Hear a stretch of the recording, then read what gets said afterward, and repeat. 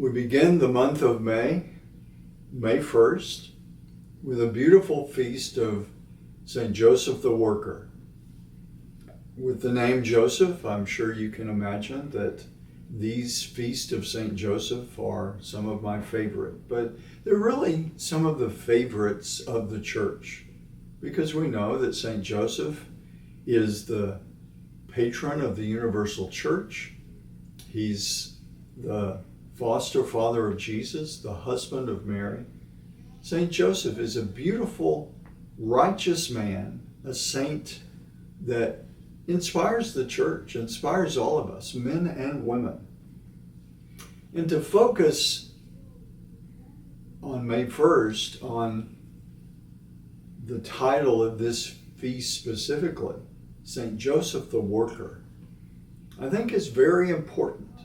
It's a rather new feast of the church, established in the early 20th century, to some extent as a counterpoint or an emphasis to help deal with the workers' movement in communism that really pushed the idea that we were workers in the world, and of course we know that communism is atheistic, doesn't believe in God.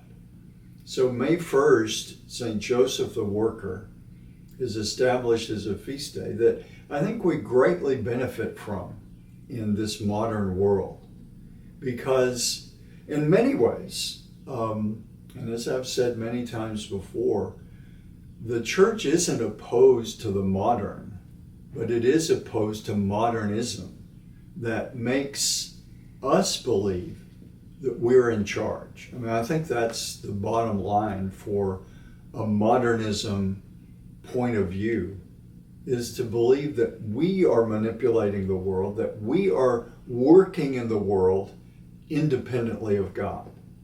St. Joseph the Worker is a beautiful image of St. Joseph, reminding us that real and righteous work that is really going to accomplish the good that we seek to accomplish, hopefully when we do any work, it has to be in cooperation with God, as stewards of all that is given us. Yes, we are called to work, but we are called to work always in that humble context of knowing the work we are doing itself is God-given, and all that we are working with is God-given. It's a reminder that all the technology, all the amazing things that we can do in this modern world, they all trace back to God-given blessings and gifts. Great minds that have developed some of the amazing technologies. I happen to be one. I love gadgets. I love technology. But we always have to remember that technology came from human beings using their God-given intelligence to develop these technologies, and using the materials of the world, the materials of the earth.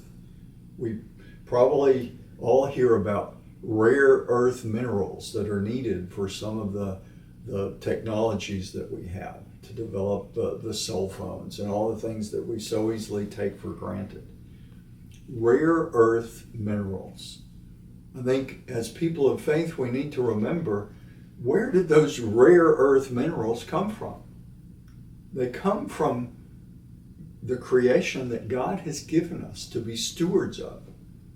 So it's good to mine the earth and to use these minerals, but we should always pray that we can use them in godly ways, in ways that bring righteousness to men and women, that call us to recognize how precious our life is, how precious this world is, but always in the context of precious as a gift from God, that really we are the stewards of.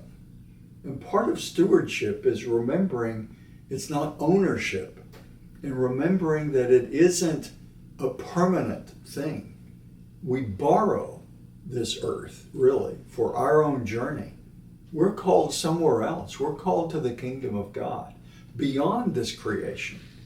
But we steward this creation, hold it precious, because it is God-given.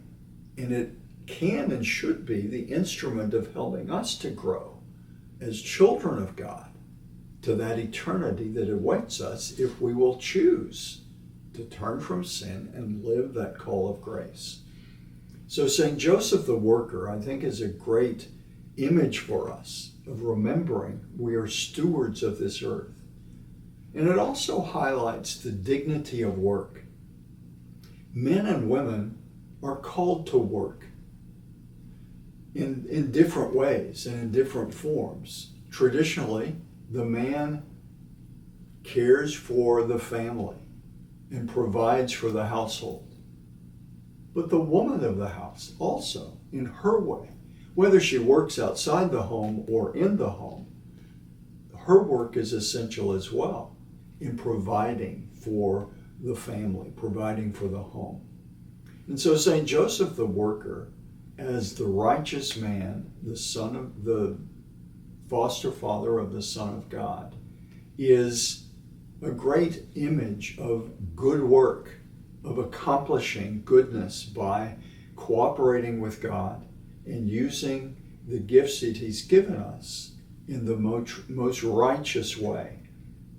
So as we celebrate St. Joseph the Worker, let's be reminded we're all called to do good work. Good work is building on what God has done among us and offering us this life and this creation. Let us treasure all that we have and give thanks to God for these blessings.